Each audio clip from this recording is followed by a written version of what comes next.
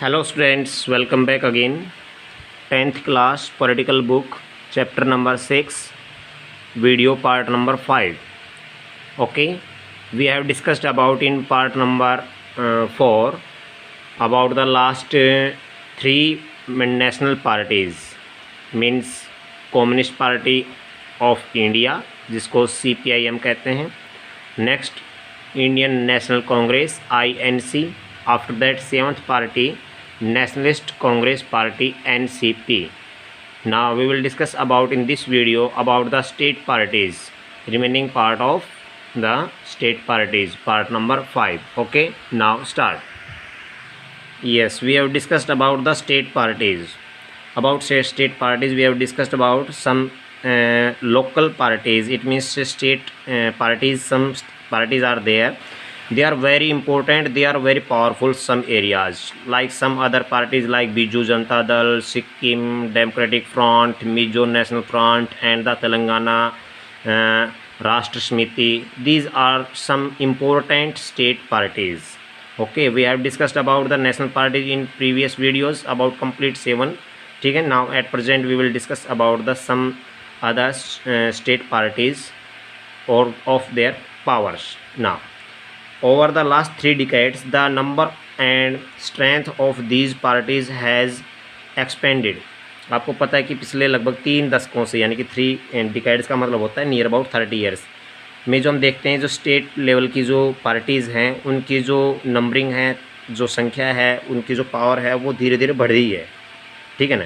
Expanded वाली बात यहाँ पर आई, कहने का मतलब वो धीरे धीरे काफ़ी यानी पावरफुल बनी हुई है और सामने आई है, वो पावरफुल काफ़ी बनी हुई है. This made the Parliament of India politically more and more diverse. ठीक है, जिसकी वजह से क्या है कि आज इंडिया की जो पार्लियामेंट है उसमें भी जो डाइवर्सिटी होती है वो ज़्यादा काफ़ी यानी कि प्रोग्रेस करती है और वो ज़्यादा डाइवर्सिटी इकट्ठी हो जाती है. कहने का मतलब पार्लियामेंट के सामने भी ये बातें आती है कि इंडियन पॉलिटिकल में कि मोर एंड मोर डाइवर्स बनता जा रहा है दिन दिन. डाइवर्स का मतलब विभिन्नता है, और इंडिया के अंदर डाइवर्सिटी तो आपको पता है फुल एंड फिल है, complete. No one national party is able to the secure on its own a majority in the Lok Sabha until 2014. 2014 तक की अगर हम बात करें तो उसमें देखा जाता है कि इसमें से जो स्टेट पार्टीज़ है वो अपनी अच्छी तरह से कोई भी मेजोरिटी नहीं बना पाई थी. ठीक है. Now next years, as a result the national parties are compelled to form alliances with the state parties. इसी वजह से कि वो जो नेशनल पार्टी होती है वो स्टेट पार्टीज़ के साथ मिल करके उनको थोड़ी पावर दे देती है और अपनी पार्टी को पावरफुल बना करके अलाइंसेस गवर्नमेंट बना देती है. अलाइंस गवर्नमेंट आप जानते हैं कि जिसको हम पहले कह चुके हैं, एक गठबंधन सरकार होती है. Since 1996 nearly every one of the state parties has got and the opportunity to be the part of the one or the other national level coalition government. और 1996 के बाद में धीरे धीरे एक सिस्टम ऐसा बना कि उसके बाद पता चला कि लगभग जितने भी यानी कि जो स्टेट लेवल की जो पार्टीज़ हैं ये सभी एक दूसरे के साथ मिल कर के, यानी कि नेशनल लेवल के साथ मिल कर के अपने स्टेट लेवल की पार्टीज़ अपने लेवल पर मिल कर के आपस में इनको भी पावरफुल कोalition बनाने की ताकत मिल गई. यानी कि 1996 के बाद में जो स्टेट पार्टीज़ हैं उनको भी अपॉर्चुनिटी मिली. अपॉर्चुनिटी क्या मिली कि वो सभी 1 और 2 या 1 और द अदर नेशनल लेवल की जो गवर्नमेंट पार्टियां हैं ऐसी ही अपनी पार्टी को पावरफुल बनाने की भी ताकत इनको मिलने लगी कि आप स्टेट लेवल की पार्टी भी पावरफुल बन करके नेशनल पार्टी की तरह से कोलिशन गवर्नमेंट बना सकती है. This has the contributed to the strengthening the federalism and the democracy in our country. और यही हमारे देश के अंदर सबसे बड़ी बात है कि जिसमें जो फेडरलिज्म सिस्टम है, जो एक डेमोक्रेटिक कंट्री का, वो मजबूत बना है. क्लियर है कि कहने का मतलब स्टेट पार्टीज़ है वो भी अपने आप को जो पावरफुल बनाने के लिए कोलिशन गवर्नमेंट बना सकती है, जो 1996 में इनको पावर मिली थी. प्लीज़ अंडरलाइन कर लेना इन चीज़ों को, काफ़ी इंपॉर्टेंट पॉइंट्स होते हैं. ठीक है. See the map on the next page for the detail of these parties. कुछ पार्टियाँ यहाँ दी हुई है नेक्स्ट पेज पर. पेज नंबर जो आपका पता है, आपको पता है 82 पेज है, और 82 पेज पर कुछ एक यहाँ पर पार्टीज़ दी गई है जिनको आप देख सकते हैं, समझ सकते. यस, कुछ पार्टीज़ को आप देख पा रहे हैं आप साइड में, जिसमें पेज नंबर 82 है. ठीक है. उसके अंदर आप देख रहे हैं कि लिखा हुआ है कि जम्मू एंड कश्मीर नेशनल कांग्रेस 1939. ठीक है. यहाँ पर आप समझेंगे, इन चीज़ों को देखेंगे कि कहाँ कहाँ कौन कौन से स्टेट में किस किस एरियाज़ में कौन कौन सी ऐसी लोकल पार्टीज़ हैं, यानी स्टेट लेवल की पार्टीज़ हैं जो इम्पोर्टेंट है। तो ज़्यादा मैं इसमें टाइम नहीं लगाऊंगा। इसमें कहने का मतलब ये है कि आप इसको समझ सकते हैं, जैसे कि राष्ट्रीय लोकदल 1998 में बनी, फिर जो जहाँ लिखा हुआ है कि इसके अंदर स्पेशली जो समाजवादी पार्टी जो थी, समाजवादी पार्टी जो साइकिल का जो सिंबल यहाँ पर दे रखा 1992 में बनी थी, ठीक है। ये कहाँ बनी थी? यूपी के अंदर बनी थी। इस तरह से डिफरेंट एरियाज़ में डिफरेंट जो पार्टीज़ हैं, वहाँ की जो लोकल पार्टीज़ हैं, उनको यहाँ पर शो किया गया है। तो प्लीज़ इनको ध्यान में रखिए, समझिए अच्छी तरह से, ठीक है। इसके साथ हम नेक्स्ट चलते हैं पेज नंबर 83 पर। ज़्यादा डिस्कस नहीं करेंगे इसमें, आपको ओनली एक्टिविटी बेस पर आपको समझना है, देखना है इसके अंदर, ठीक है। अपना नया टॉपिक स्टार्ट होता है इस जगह पर, वो है challenges to the political parties. अब पॉलिटिकल पार्टी है, उनके सामने क्या क्या चैलेंज हैं, वेरी इंपॉर्टेंट क्वेश्चन है ये। 5 मार्क्स में क्वेश्चन पूछा जाएगा आपसे, 3 में भी आता है, ठीक है। तो इम्पोर्टेंट क्वेश्चन है यहाँ पर, आप समझ पा रहे हैं कि जो पॉलिटिकल पार्टीज होती है उनके लिए कौन कौन सी चैलेंजेस हैं, कौन कौन सी चुनौतियाँ उनके सामने हैं, कौन कौन सी चैलेंजेस को फेस करना पड़ता है। Now we have seen how crucial political parties are for the working of the democracy. हमने देखा है कि किस तरह से जो एक डेमोक्रेटिक कंट्री के अंदर जो पॉलिटिकल पार्टियाँ होती है वो कैसे अपना रोल प्ले करती हैं। Since parties are the most visible face of the democracy, हमें पता है अच्छी तरह से कि इसी तरह से हम देखते हैं कि जो कि पॉलिटिकल पार्टीज होती है वो डेमोक्रेटिक कंट्री के अंदर सबसे ज़्यादा यानी कि अपना रूप प्रकट करती है। It is natural that the people blame parties for watt ever is wrong with the working of the democracy. और ये क्लियर बात है कि जो डेमोक्रेटिक कंट्री होता है उसमें लोकतंत्र होता है, और लोकतंत्र के अंदर ये क्लियर बात होता है कि यहाँ पर जो भी किसी तरह की जो गड़बड़ियाँ होती है, जो रॉन्ग ट्रिक्स होती है, कहीं भी कोई बार किस तरह का गलत होता है या कोई गड़बड़ी होती है इसके अंदर, ठीक है, तो उनके लिए जो पॉलिटिकल पार्टी जो बनती है, जो वो सभी उनको दोषी ठहराया जाता है कि इसकी वजह से ही ऐसा हुआ है, इस पार्टी ने ये किया वो किया है। क्योंकि आपको पता है कि मोस्टली जो पावर होती है डेमोक्रेटिक कंट्री में वो पीपल के पास होती है, ठीक है। और जो डेमोक्रेटिक कंट्री के अंदर जो भी वर्क होता है तो उसके पीछे रेस्पॉन्सिबल वो पार्टी हो जाती है कि इस पार्टी की वजह से ऐसा रॉन्ग हुआ है, ठीक है, यानी कि रेस्पॉन्सिबल बनती है। All over the world people expect strong disapplication of with the failure of the political parties to perform their the function well. और ये भी क्लियर बात है, पूरे वर्ल्ड में ये देखा गया है, समझा गया है कि पूरी तरह से इस बात से क्लियर है कि लोग इसी बात से यानी कि काफ़ी जो लोग नाराज़ होते हैं, कहने का मतलब वो रीज़न क्या होता है उनका, जो मेन इंपॉर्टेंट जो होता है कि जो पॉलिटिकल पार्टी होती है वो अपना काम सही ढंग से नहीं कर पा रही है, उस वजह से मोस्टली जो पार्टीज होती है वो फेल होती चली जाती है, ठीक है। कहने का मतलब सीधी सी बात है कि वो अपना परफॉर्म फंक्शन वेल है वो नहीं कर पाती है। इस वजह से लोग कहते हैं कि इस पार्टी के अंदर ये कमी है, इसकी वजह से ये डिससर्टिफिकेशन होती है, ये पार्टी हमें बिल्कुल पसंद नहीं है। कुछ लोगों का अपना अपना मानना होता है, और आपको पता है अपोजिशन पार्टी का तो सबसे पहले काम होता है वो तो ये कहेंगे ये पार्टी हमें पसंद नहीं है, इसके अंदर ऐसा है वैसा है। This is the case in our country too, और ऐसा हमारे देश के अंदर भी है, पूरे वर्ल्ड के अंदर भी इस तरह होता है। Popular dissatisfaction and the criticism has focused on 4 problem areas in the now next years on page working of political parties। ये क्लियर बात है कि आम तरीके से अगर हम देखना चाहें तो ये क्लियर बात है कि जो पॉलिटिकल पार्टीज होती है उसके अंदर जो मोस्ट इम्पोर्टेंट जो कौन कौन से जो मेन डिससर्टिफिकेशन वाले जो पार्ट होते हैं वो मेनली 4 होते हैं। 4 में हम डिस्कस करेंगे कौन कौन से ऐसे 4 पार्ट्स हैं जो पॉइंट्स हैं जिसकी वजह से ये डिससर्टिफिकेशन वाली होती है ये, ठीक है ना। Now political parties need to face and overcome these challenges in order to remain effective instruments of democracy. हमें पता है कि इन सभी पॉलिटिकल पार्टीज़ को अपने सामने बहुत कुछ चैलेंज को स्वीकार करना होता है, ठीक है, और कुछ इफ़ेक्टिव ऐसी बातें हों जिसको उनको हासिल करना होता है, चुनौतियों को पार करना होता है। तो फर्स्ट बात करते हैं द फर्स्ट, ठीक है। The first challenge is lack of internal democracy. Now yes okay, the first challenge is lack of internal democracy within parties. ये सबसे पहली बात है कि सबसे पहला जो चैलेंज है वो है कि पार्टी के जो इंटरनल पार्ट होते हैं उनका लोकतांत्रिक न होना, डेमोक्रेटिक ना होना। कहने का मतलब किसी भी पार्टी के अंदर अगर लोकतंत्र की भावना और लोकतंत्र का जो मेन जो पॉइंट्स हैं, लोकतंत्र की जो बातें हैं, उनकी अगर कमी है तो वो पार्टी ये समझ लीजिए लॉन्ग टाइम तक रन नहीं कर सकेगी। All over the world there is there is a tendency in political parties toward the concentration of the power in one or few leaders at the top. आपको पता है पूरी दुनिया के अंदर ऐसा हो रहा है कि जो पूरी पावर होती है, ताकत होती है, वो कुछ लोग होते हैं कि कुछ अपने कुछ एक ही पार्टी के लोग या कुछ एक लोग ऐसे होते हैं वो अपने हाथों में रखते हैं। ये क्लियर बात है। पार्टी की पावर तो आपको पता है कि लीडर ही रखेगा, लेकिन उसमें कुछ एक ही लीडर ऐसे होते हैं जो अपने पास रखते हैं, बाकी को नहीं देते हैं। अब मान लीजिए कि यहाँ पर मोदी जी हैं, वो अपनी मन की मर्जी चलाएं और अपने कैबिनेट मिनिस्टर से किसी से भी डिस्कस ना करें, या फिर कोई भी लेजिस्लेटिव असेंबली का जो मेन लीडर है, कहने का मतलब सीएम है, वो भी अगर अपने कैबिनेट मिनिस्टर से किसी तरह का डिस्कस ना करे, लेजिस्लेटिव असेंबली में कोई भी किसी तरह का पॉइंट ना रखे, तो क्लियर बात आती है कि ये इस पार्टी के बने हुए जो लीडर हैं वो अपने हाथों में कुछ यानी कि पावर को रखना चाहते हैं। और कुछ ऐसा होता है वर्ल्ड के अंदर भी, इस तरह की बातें हैं। अब किम जोंग उन वाली बात सामने आती है तो वो भी सामने हमने बताया था आपको, इस तरह की बातें आती रहती हैं।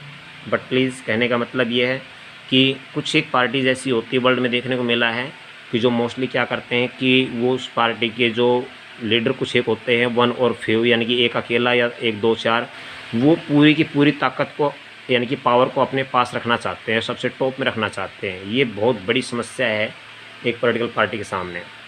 पार्टी है, ठीक है, उसके मेंबर हैं, ठीक है, उसमें एक सिस्टम बनाना चाहिए कि ये जो पॉलिटिकल पार्टी है इसके लीडर ये रहेंगे और पावर जो है वो कम्प्लीटली इक्वलिटी में शेयरिंग की जाएगी। सभी को उस पावर का यानी कि जो तरीका है उसके लिए उनको जो सीट दी जाएगी कि भी आपको क्या काम करना है वो प्रॉपर देना होगा।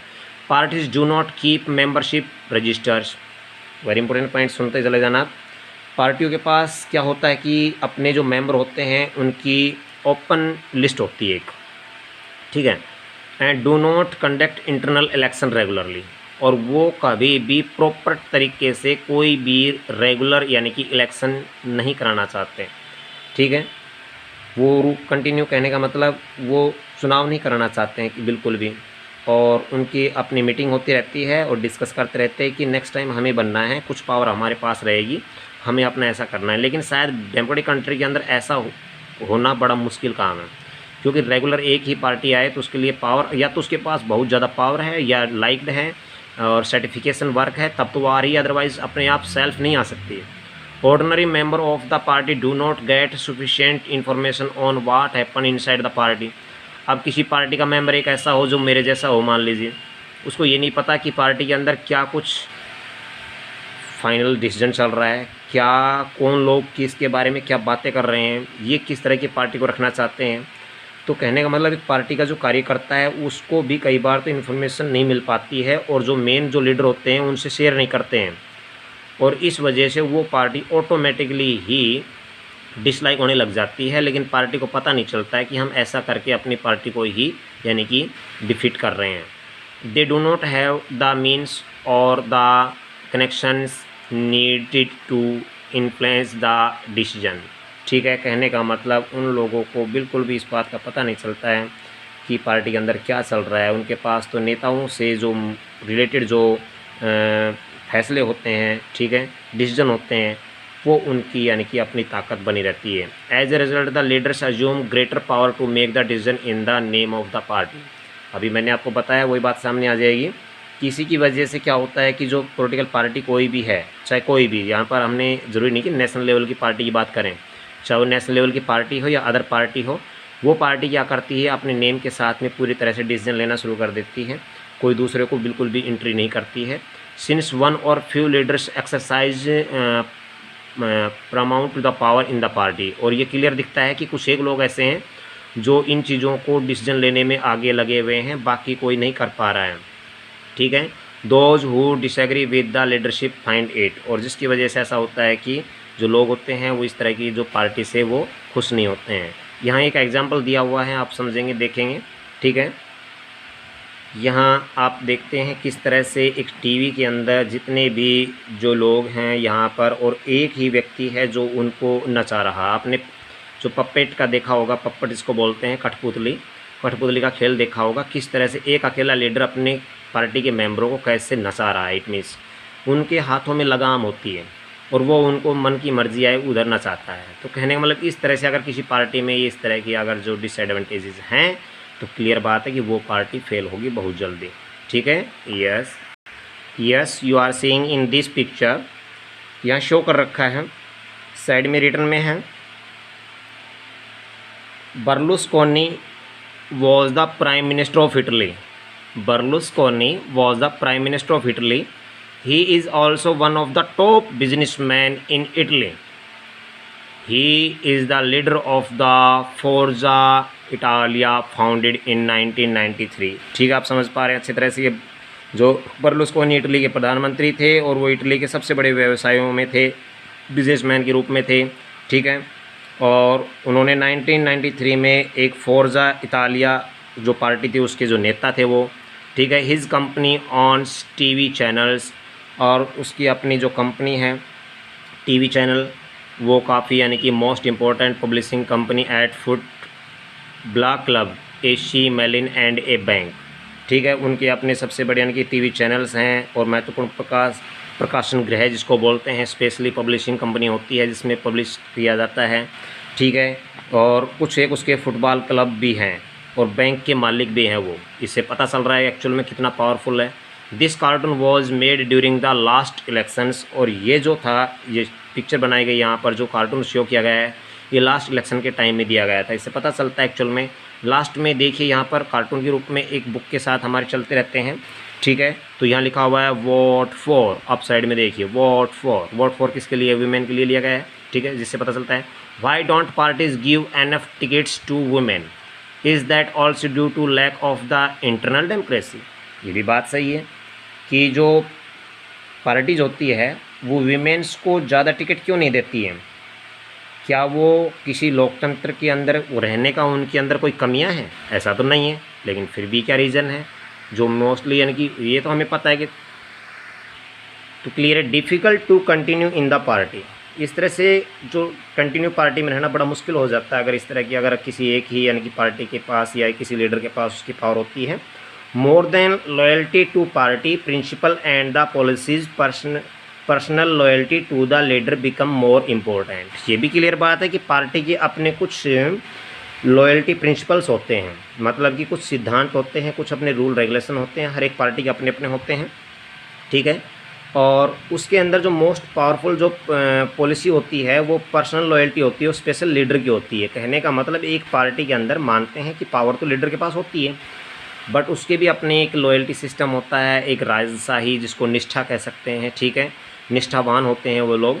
और जो महत्वपूर्ण पावर होती है यानी कि इम्पोर्टेंट जो पावर होती है वो एक अकेले नेता के पास अपनी होनी चाहिए, उसकी पहचान तो होनी चाहिए। आज नरेंद्र दामोदर दास मोदी है, वो देश के कंट्री के पूरे यानी कि कंट्रोल करने वाले, हम कह देते हैं अपनी तरफ से कि वर्क करने वाले, वो हमारे प्राइम मिनिस्टर हैं। लेकिन शायद वो अकेले भी इतने डिसीजन नहीं ले पा रहे हैं बिल्कुल भी, क्योंकि उसके पास कैबिनेट मिनिस्टर की बैठक का कंप्लीट पार्लियामेंट बना हुआ है, लोकसभा उसके साथ में पूरा कंप्लीट डिसीजन लिए जाते हैं हर तरह के। तो लेकिन फिर भी हम देखते हैं कि भाई नरेंद्र दामोदर दास मोदी कि उसने ही सब कुछ सारे डिसीजन लिए हैं, ऐसा नहीं होता है।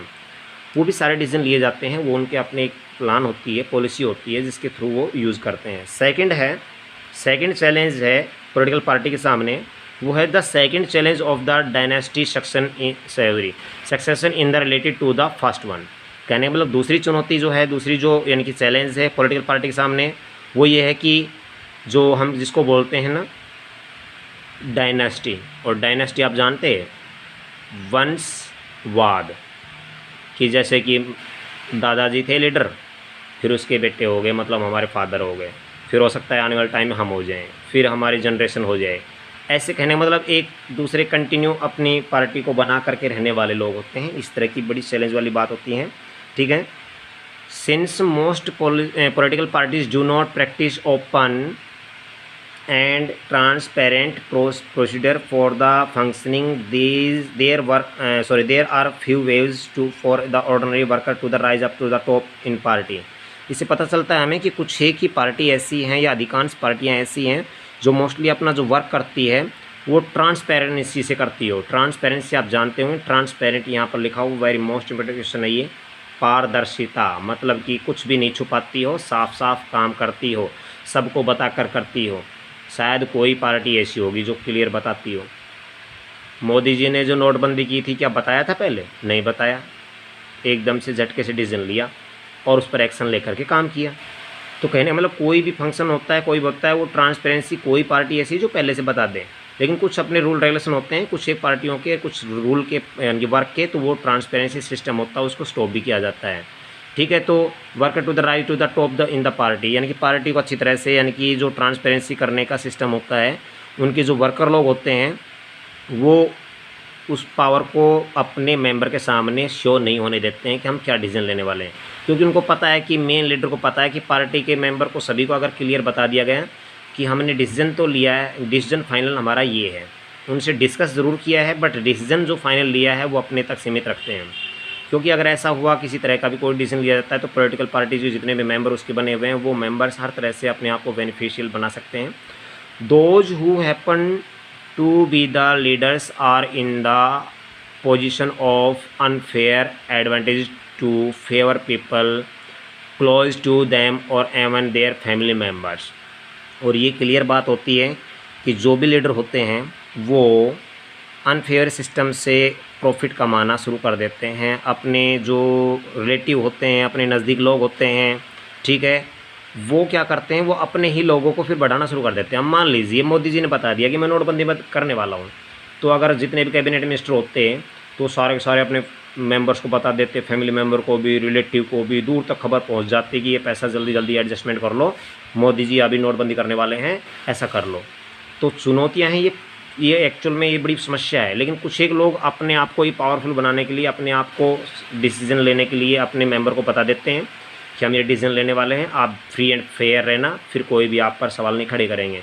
लेकिन शायद हमारे इंडिया के अंदर भी, चाहे मोदी जी हों चाहे दूसरे प्राइम मिनिस्टर हो, लेकिन क्लियर बात है आज तक कोई भी जो हमारे जो मोदी जी के कैबिनेट मिनिस्टर के साथ में जितने मिनिस्टर थे, क्या इस तरह के वो ब्लैक मनी यानी कि डिमोनेटाइजेशन जो हुआ था, नोटबंदी हुई थी, उसमें पकड़े गए? नहीं पकड़े गए। देखो इतना तो उनको पता ही रहता है, मोदी को पता है तो मोदी पहले अपने पैसे को एडजस्ट करेगा। उसको पता है कि मैं ही फंस गया तो फिर कह देंगे देखिए देश का जो प्रधानमंत्री है वही इस मामले में फंसा बैठा है, तो वो भी अपने आप को क्लियर कर देता है। लेकिन यहाँ पर डायनेस्टी सिस्टम है ना, वो कई जगह पर बहुत ज़्यादा यूज़ किया जाता है। ठीक है, in many parties the top opposition position are always controlled by member of the family. कई बार ऐसा भी होता है कि जैसे मान लीजिए आपको पता है कि एक फैमिली के अंदर जो मेन आपका जो कोई भी यानी कि हेड होता है, हेड पर्सन होता है, वो अपनी पूरी फैमिली कंट्रोल में रखता है कि ये करना है, ऐसे करना है, ये करना है, और किसी को भी टॉप पोजीशन हमें देनी होती है। आप हो सकता है आपके घर में आपके फादर के पास में हो, ठीक है, दूसरे अदर्स के पास हो, तो इस तरह के डिसीजन लिए जाते हैं और उसको हेड बनाया जाता है। This is unfair to other member of the party. लेकिन ऐसा अगर एक दो लोगों को, अपनी पार्टी के लोगों को पावर दे दी जाए तो दूसरे पार्टी के लोगों के लिए तो गलत बात है, ऐसा नहीं होना चाहिए। This is also bad for democracy, और लोकतंत्र के लिए भी गलत है। हमें पता रहता है कि देखो मोदी जी क्या कर रहे हैं। अब मान लीजिए राहुल जी हैं, प्रियंका वाड्रा को, सोनिया गांधी को और अपने जितने भी लोग हैं उनको बचाए रखें और सेफ रखें, और हमें पता रहता है कि ये देखो कुछ ना कुछ बैड ट्रिक चल रही है। This is also bad for the democracy since people who do not have the educate the experience or the popular support come to the occupy position of power. इसी वजह से ऐसा होता है कि जो पॉलिटिकल पावर होती है, जो एक ही हाथ में, एक ही किसी सिंगल पार्टी के या किसी लीडर के हाथ में हो, और वो अपने मेंबर्स को उस तक वहाँ तक बातों को ना पहुँचाए और अपने ही क्लोज फैमिली वालों को बता दें, तो ये सबसे बड़ी प्रॉब्लम होती है। ये एक डेमोक्रेटिक कंट्री के लिए तो है ही बड़ी problem. This tendency the is present in the some major all over the world including some of the older democracies. और यहाँ तक देखा गया एक्चुअल में कि बड़ी पुरानी जो पॉलिटिकल पार्टीज़ हैं या पुरानी जो डेमोक्रेटिक कंट्री है, उनके सामने भी इस तरह की समस्या सामने आती हैं। ठीक है, यहाँ आप देख रहे हैं कार्टून यहाँ शो कर रखा है, यहाँ वन पार्टी कंट्री, ठीक है, आप देख पा रहे हैं अच्छी तरह से। यहाँ डॉलर का जो साइन है यहाँ पर, ठीक है, कॉर्पोरेट ऑफ द अमेरिका यहाँ दे रखा है, व्यवसायी अमेरिका है, पावरफुल है, उसने किस किस को अपने कंट्रोल में ले रखा है, सुप्रीम कोर्ट को भी ले रखा है वहाँ के, ठीक है। उसके बाद देखते हैं यहाँ बना रखा है कि जो फॉक्स प्लस फ्रेंड्स यानी कि सभी तरह के लोगों को, दोस्त और दुश्मन सबको अपने साथ में ले रखा है, ठीक है। उसके बाद इधर देखते हैं हाउस प्रेसिडेंसी, ठीक है, सेनेट का मतलब होता है कि सबसे जो नीचे वाला जो सदन होता है उसको भी अपने कंट्रोल में, हाउस ऊंचा जो सदन है उसको भी, प्रेसिडेंसी है राष्ट्रपति के रूप में उसको भी, यानी सब लोगों को अपने साथ लेकर चलने वाली एक ऐसी पार्टी। कहने वाले इससे क्लियर हो रहा है एक्चुअल में ये तो बड़ी अजीब यानी कि एक पार्टी जिसमें नीचे लिखा हुआ है this cartoon was drawn during the presidency of the George Bush. George Bush जो थे ठीक है। ये कार्टून जो है यूनाइटेड स्टेट ऑफ अमेरिका के रिपब्लिकन पार्टी के राष्ट्रपति जो थे या प्रेसिडेंट जो थे वो जॉर्ज बुश थे, ठीक है, उसके कार्यकाल में बना था ये, ठीक है। The party symbol is elephant, और उस पार्टी का सिंबल था elephant. The cartoon seems to the suggest that the corporate the America control all our major institution of the country. और इससे पता चलता है कि जो अमेरिका के अंदर जितनी भी यानी कि मेन मोस्ट इंपॉर्टेंट जो पार्टी वहाँ जो बनी हुई थी कॉर्पोरेट अमेरिका की, वो पूरा कंट्रोल उसको करने वाली थी, ठीक है। Next, yes, upside page.